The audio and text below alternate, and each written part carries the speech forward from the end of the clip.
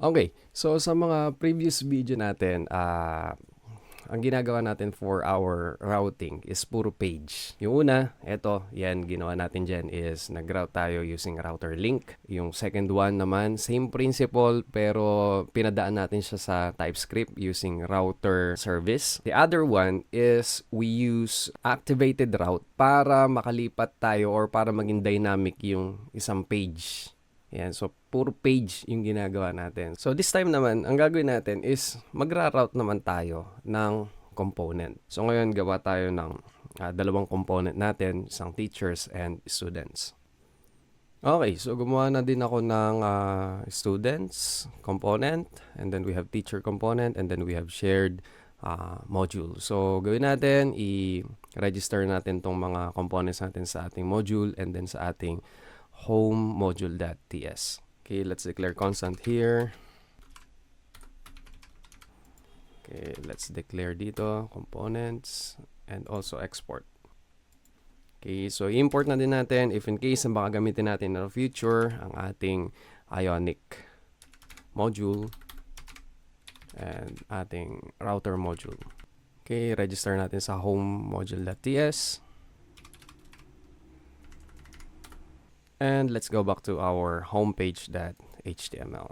Okay, so ang idea kasi kapag page ang lumilipat, so nagbabago yung entire view natin. So ang gusto natin mangyari ngayon is when I click teacher, nandito pa rin ako sa homepage, pero ang magbabago lang is yung content niya sa loob. Parang ginawa na natin to before dun sa may dynamic component interaction. Pero yun kasi hindi tayo gumamit ng routing. Ang ginamit natin dun is yung ng switch para magbago-bago yung laman ng component natin. So this time, ang gagawin natin, tatawagin natin yung the entire component talaga kapag kaklik ko yung teacher, si teacher lalabas, and then kapag student, si student yung lalabas. So all you have to do is to create a placeholder kung saan ninyo dadalhin yung component. So to create that, we will going to use router outlet. And then, so dito sa may router outlet na yan, dyan mapupunta ngayon yung tatawagin natin na component. Let's say for example, gusto natin na lumabas dito sa router outlet yung component na teacher. So parang katulad nung ginagawa natin sa page, we use router link and then teacher. And so yung pangalan ng folder natin, kung naalala niyo yung shortcut natin na yun. Okay, so and then we have here router link for students. Okay, and then let's try this one. Kung gagana siya. So teachers, students, so walang nangyayari.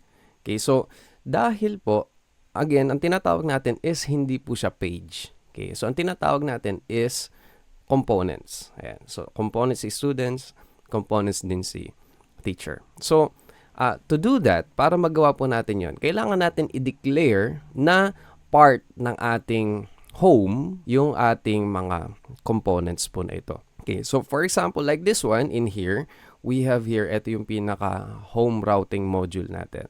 Ang nagra-route ng entire application natin is si app routing module.ts. Nandyan yung home.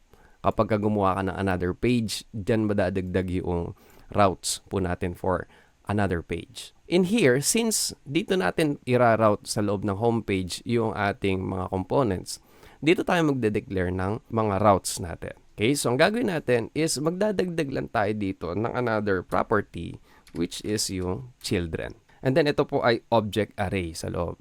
So yung first object natin, so meron tayong path my teachers. And then, kapag tinawag natin yung path na my teachers, ilo-load natin yung component natin na teachers component. So, don't forget na mag-import tayo doon sa taas.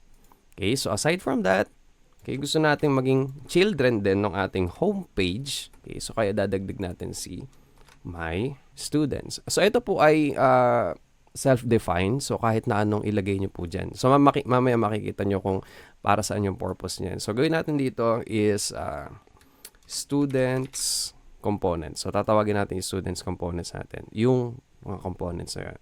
Now, in here, we will going to modify our homepage at HTML. So, instead of using teachers, so tatawagin natin si my teachers. Sa students naman, my students. And then, let's try this one.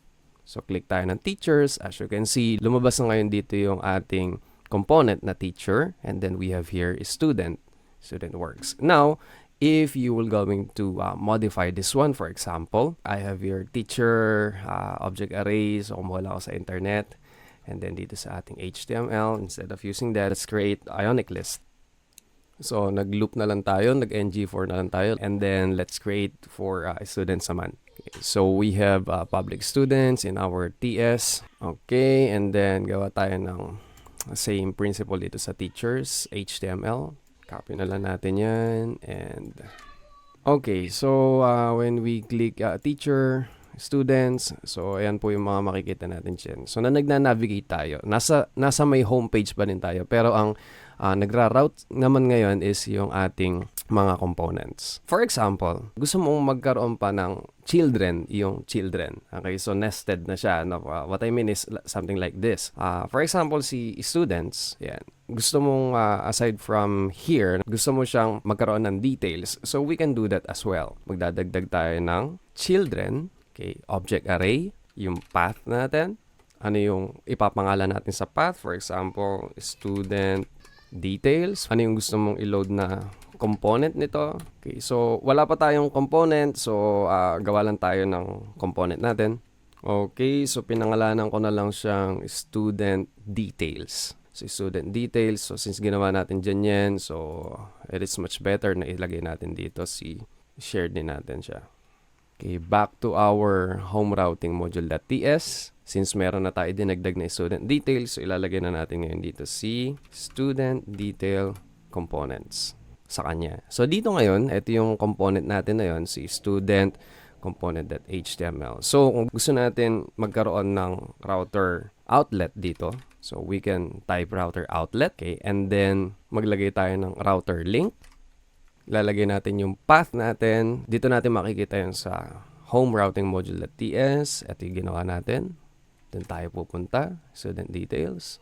Okay, now, when we click this John Doe, as you can see, magkakaroon tayo ng outlet with regards to these students. Now, of course, wala pa tayong mga details in here.